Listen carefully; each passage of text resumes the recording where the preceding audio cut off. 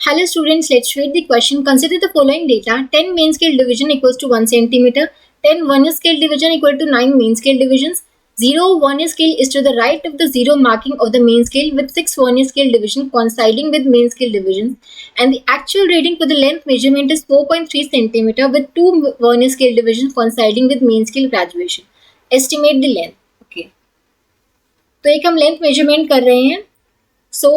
यहाँ पे given data दे रखा है वर्नियर कैलिपर्स के लिए, जहाँ पहला स्टेटमेंट में दे रखा है कि 10 मेन स्केल डिविजन्स हमारी है 1 सेंटीमीटर के इक्वल, जिससे हम बोल सकते हैं कि 1 मेन स्केल डिवीजन हमारी इक्वल होगी 1/10 सेंटीमीटर के इक्वल, या फिर हम बोले 0.1 सेंटीमीटर के इक्वल. आगे बोल रहे हैं कि 10 वर्नियर स्केल डिविजन कॉन्साइड करिए 9 मेन स्केल डिवीजन के साथ. तो 10 वर्नियर स्केल डिवीजन हमारी किसके इक्वल आ रही है? 9 मेन स्केल डिवीजन के इक्वल. मतलब 1 वर्नियर स्केल डिवीजन हमारी इक्वल होगी 9/10 मेन स्केल डिवीजन, या फिर हम बोले 9/10 इंटू में 1 मेन स्केल डिवीजन की वैल्यू 0.1 थी, तो ये आ जाएगा 0.09 सेंटीमीटर. आगे क्वेश्चन बोल रहे हैं कि 0 vernier scale is to the right of द 0 marking of the main scale.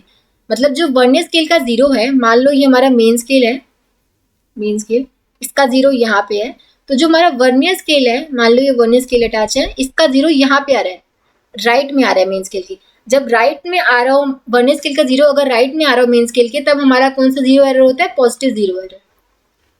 अगर दोनों के 0 कॉन्साइड कर रहे होते तब तो 0 एरर नहीं होता, लेकिन जब 0 एरर अगर जब हमारा जो 0 वर्नियर स्केल का राइट साइड में आ रहा हो तो पॉजिटिव 0 एरर होता है, अगर 0 वर्नियर स्केल का लेफ्ट साइड में आ रहा होता तो नेगेटिव 0 एरर होता. तो क्वेश्चन में हमें क्या मेंशन दे रखा है कि 0 मार्किंग वर्नियर स्केल की कहाँ है? राइट में है, तो ये पॉजिटिव 0 एरर होगा. ठीक है, तो यहाँ पे ये तो हमें पता चल गया कि पॉजिटिव 0 एरर होगा. आगे क्वेश्चन में देखिए कि 6 वर्नियर स्केल कॉन्साइड कर रही है मेन स्केल डिविजन के साथ. जब हम 0 एरर निकालेंगे तो 0 एरर कैसे निकालेंगे? ये देखना पड़ेगा कि कितनी उसकी कॉन्साइड कर रही है वर्नियर स्केल डिवीजन. तो 6 वर्नियर स्केल डिवीजन कॉन्साइड कर रही है, तो 6 इंटू में लीस्ट काउंट हमें दे देगा पॉजिटिव 0 एरर. ये पॉजिटिव 0 एरर आएगा. ठीक है, आगे देखिए कि जब लेंथ मेजरमेंट कर रहे हैं तो जो मेन स्केल रीडिंग आ रही है उसकी 4.3 सेंटीमीटर आ रही है. मेन स्केल रीडिंग आ रही है 4.3 सेंटीमीटर, और जो वर्नियर स्केल डिविजन्स आ रही है वो 2 आ रही है.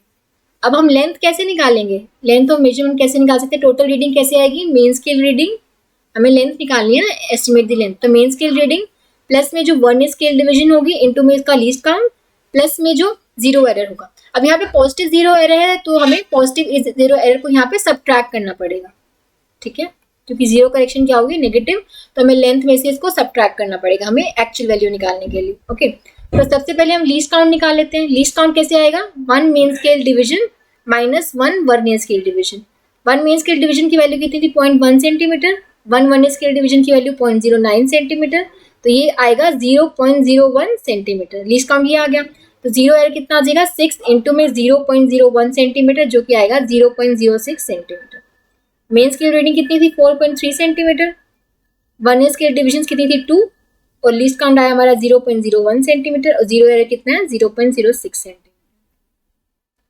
तो आएगा 4.3 प्लस 0.02 माइनस 0.06, जो कि आएगा 4.32 माइनस 0.06 आएगा 4.26 सेंटीमीटर. तो जो लेंथ की वैल्यू आएगी कितनी आएगी? 4.26 सेंटीमीटर विथ 0 एरर करेक्शन. ठीक है, so option A would be the correct answer. I hope आप सबको समझ आया होगा. Thank you so much.